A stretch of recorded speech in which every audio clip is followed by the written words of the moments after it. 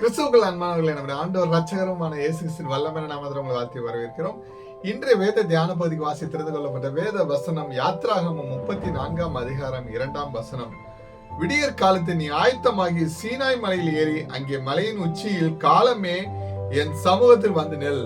அல்லேலூயா. கிறிஸ்துவுக்குள் பிரியமானவர்களே, கர்த்தர் மோசேயை நோக்கி கற்பனை கொடுக்கறதுக்காண்டி அவர் மோசேயிட்ட கூறுகிறார், விடியற் காலத்தில் நீ ஆயத்தமாகி சீனாய் மலையில் ஏறி அங்கே மலையின் உச்சியில் காலமே சமூகத்தில் வந்து நில் என்று. அல்லேலூயா. கிறிஸ்துவுக்குள் பிரியமானவர்கள், ஒரு மணவாட்டி ஒரு மணவாளனை கை கரம் பிடிக்கும் போது எவ்வளவுக்கு எவ்வளவு தன்னை தயார்படுத்தி கொண்டு தன்னை அலங்கரித்துக் கொண்டு ஒரு முழுமையா ஆயத்தமாகி தன் திருமணத்துக்காக தன் மணவாளனை நோக்கி மணவாட்டி கடந்து செல்வது போல நாம் அதிகாலமே எழுந்து தேவனை தரிசிப்பதற்காக நாம் முழுமையாக நம்மளை தயார்படுத்தி கொண்டு அதிகாலமே எழுந்து குளிச்சு நம்ம ஃபுல்லா ரீஃப்ரெஷ் ஆயிட்டு தேவன் சமூகத்தில் வந்து நிற்க வேண்டும் என்று தேவன் குறிப்பிடுகிறார்.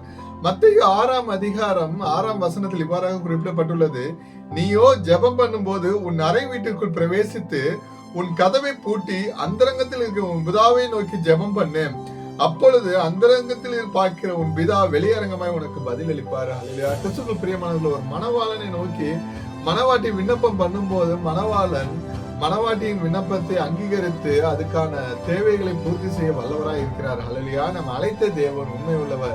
கர்த்தராகிய இயேசு கிறிஸ்துவின் கிருபை உங்கள் அனைவருடன் கூட இருப்பதாக. ஆமென்.